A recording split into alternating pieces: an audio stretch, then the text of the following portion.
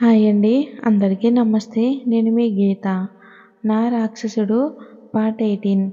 అల్మారా open చేసి అందులో ఉన్న ఒక చొక్కా తీసి వేసుకుని అది తనకు మోకాల వరకు రావటంతో పర్లేదు తను లేవగానే నాకు వేసుకోవటానికి బట్టలు కావాలి అని గట్టిగా అడగాలి అని అనుకుంటూ వెనక్కి తిరగగానే తనకించు దూరంలో నిల్చున్న విరాజ్ని చూడగానే భూమి భయంతో బొమ్మలా ఉండిపోయి మీరు ఎప్పుడు లేచారు అని తడబడుతూ మాట్లాడుతుంటే విరాజ్ ఇంకొంచెం ముందుకు జరిగి తన కళ్ళల్లోకి చూస్తూ నువ్వు బయటికి వచ్చినప్పటి నుండి బట్టలు వేసుకుని నన్ను రాక్షసుడు అన్ను తిట్టుకుంటూ ఉంటే ఇంకెన్ని తిడతావో అని వచ్చాను. భూమి నేనేమీ తిట్టలేదు.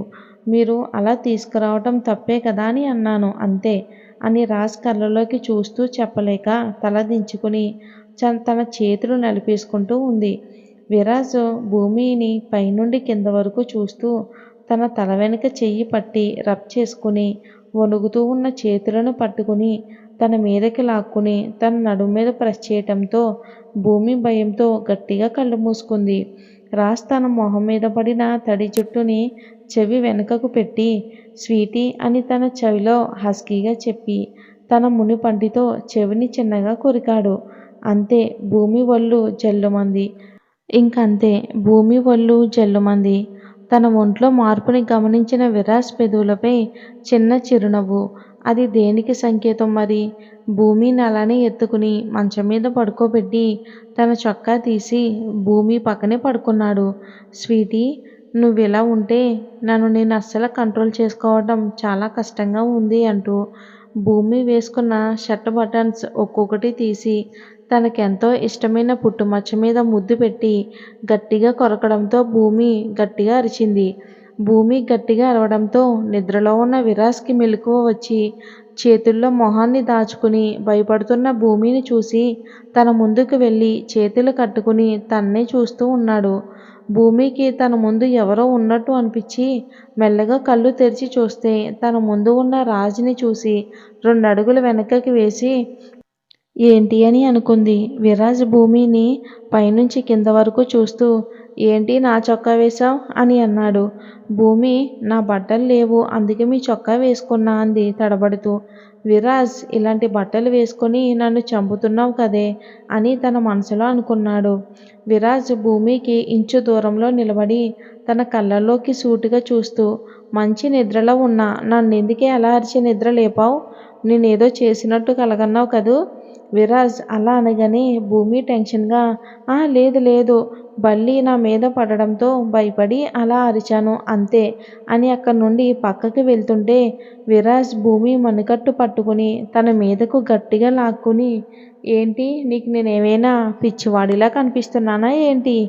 బల్లి పడిందని నాతోనే అబద్ధాలు చెప్తున్నావు. ఎక్కడ పడింది బల్లి అని గట్టిగా అడిగాడు. భూమి భయంతో ఎక్కడ అని తన మెడని చూపించింది. విరాజ్ కన్నింగ్ స్మైల్ ఇస్తూ అచ్చా అని నువ్వెంత అబద్ధం చెప్పాలని చూసినా నీ కళ్ళల్లో తెలిసిపోతుంది.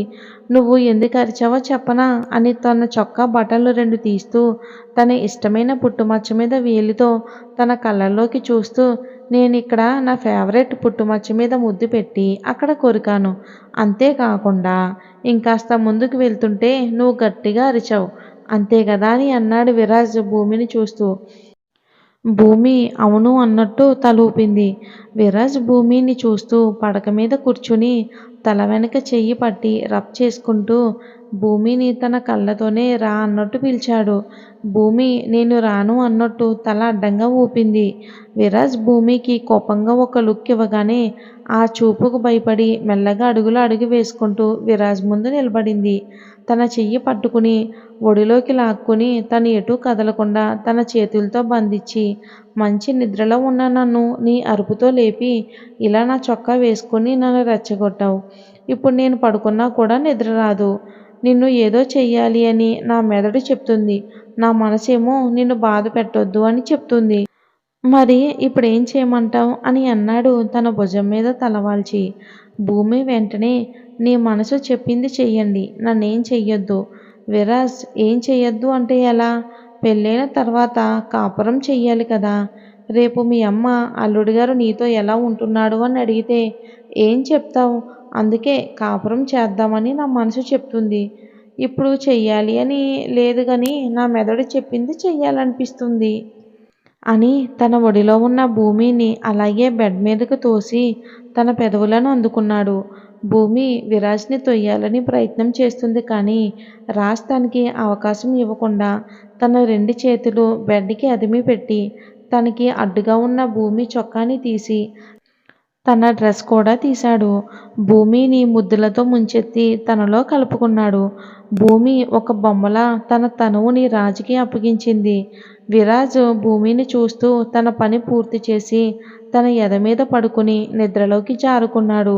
అప్పటి వరకు అణుచుకున్న కన్నీటికి స్వేచ్ఛనిచ్చింది భూమి.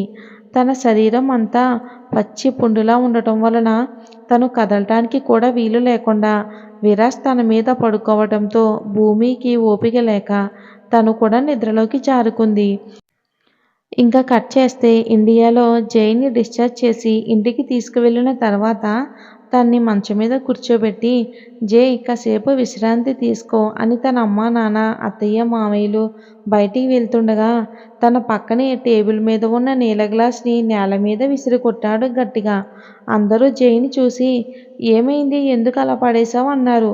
మీకు అర్థం కావటం లేదా అని కోపంతో గట్టిగా అరిచాడు. రఘు జైని చూసి భూమి ఇక్కడ లేదు, తన భర్తతో కలిసి యుఎస్ వెళ్ళింది జై. భూమి ఇప్పుడు మన భూమి కాదు జై, విరాజ్ నందన్ కృష్ణ భార్య. తనని కలవాలన్నా తనతో మాట్లాడాలి అన్నా తన భర్తకి ఇష్టమైతేనే, లేదు అంటే మనతో కూడా మాట్లాడదు. ఇక భూమి మన చెయ్యి దాటిపోయింది జై, ఇక నువ్వు తన గురించి ఆలోచించకుండా విశ్రాంతి తీసుకో. జై తను నా ప్రాణం మామయ్య, అలా ఎలా వదిలేయమంటావు? మీ మాటల్లో మీ బాధ తెలుస్తుంది మామయ్య. అసలు ఆ విరాజ్ ఎవరు? భూమిని ఎందుకు బలవంతంగా పెళ్లి చేసుకున్నాడు? నాకు తెలియాలి మామయ్య. మీకు తెలుసు కానీ నాకెందుకో చెప్పడం లేదు. నువ్వు కోలుకున్న తర్వాత ఏం జరిగిందో మొత్తం అంతా చెప్తాను జై. ఇప్పుడు నన్ను దయచేసి ఏమీ అడక్కు అని అన్నాడు రఘురామయ్య. ఇంకా కట్ చేస్తే అమెరికాలోని కనీసం పక్కకు జరగడానికి కూడా ఒంట్లో శక్తి లేకపోవటం వలన తను కూడా మెల్లగా నిద్రలోకి జారుకుంది భూమి. తనలా కళ్ళు మూసుకోగానే తన కళ్ళ వెనుక తన బావ భూమి అని పిలవటం వలన తన ముందు కదలటం వలన టక్కున లేచి కళ్ళు తెరిచి తను ఎక్కడ ఉందో చూసుకుని ఏడుస్తుంది. బావా, ఎలా ఉన్నావు బావా? నా వల్లే నువ్వు ఇలా ఉన్నావు బావా. నాకు నిన్ను చూడాలని ఉంది. నువ్వు బాగానే ఉన్నావు కదా? నీతో మాట్లాడాలని ఉంది బావా. దయచేసి ఇక్కడికి వచ్చి నన్ను తీసుకుని వెళ్ళిపో అని తనలో తను అనుకుంటూ ఎక్కిళ్ళు పెట్టి ఏడుస్తూ ఉంటుంది. తన ఏడుపు కూడా బయటికి రాకుండా తన నోటికి చేతులు అడ్డు పెట్టుకొని ఏడుస్తూ ఉంటుంది. ఈలోపే మెలకువ వచ్చిన రాజు భూమి అలా ఏడుస్తూ ఉండటం చూసి స్వీటీ ఏమయ్యింది, ఎందుకు అలా ఏడుస్తున్నావు అని తన మీద నుండి పైకి లేచి ఒంటికి టవల్ చుట్టుకుని భూమి పక్కన కూర్చుని తన మొహాన్ని దోసిట్లోకి తీసుకుని ఏమైంది స్వీటీ, ఎందుకు ఏడుస్తున్నావు? విరాజ్ అలా అడుగుతూ ఉంటే అప్పటి వరకు మెల్లగా ఏడుస్తున్న భూమి చాలా గట్టిగా ఏడుస్తూ విరాజ్ చేతులు పక్కకి తోసి తన చేతులతో కొడుతూ ఎందుకు ఇలా చేశావు? నన్ను ఎందుకు ఇలా హింసిస్తున్నావు? అస్సలు అనుకోలేదు. నా ఇష్టంతో అవసరం లేదు నీకు. నీకు కావాల్సింది నా శరీరం మాత్రమే. నన్ను ఇలా అనుభవించడానికే బలవంతంగా పెళ్లి చేసుకున్నావు. కేవలం నా శరీరం కోసం మాత్రమే నువ్వు నన్ను పెళ్లి చేసుకున్నావు. అందుకు కారణం ఏం చెప్పావు? మా నాన్న మీ అత్తయ్యని ప్రేమించి పెళ్లి చేసుకోకుండా మోసం చేశాడు. అందుకే తన జీవితం ఇలా అయిందని ఒక కథ అల్లి అందరినీ పిచ్చివాళ్ళని చేశావు. నువ్వు మనిషివి కాదు. నిజంగా నువ్వు ఒక రాక్షసుడివి. ఒక అమ్మాయి ఇష్టంతో పని లేకుండా తను ప్రేమించిన వాడిని పెళ్లి చేసుకోనివ్వకుండా ఇలా నా జీవితాన్ని నాశనం చేశావని భూమి గట్టిగా ఏడుస్తుంది. మరి విరాజ్ ఏం చెప్పాడో వచ్చే భాగంలో చూద్దాం.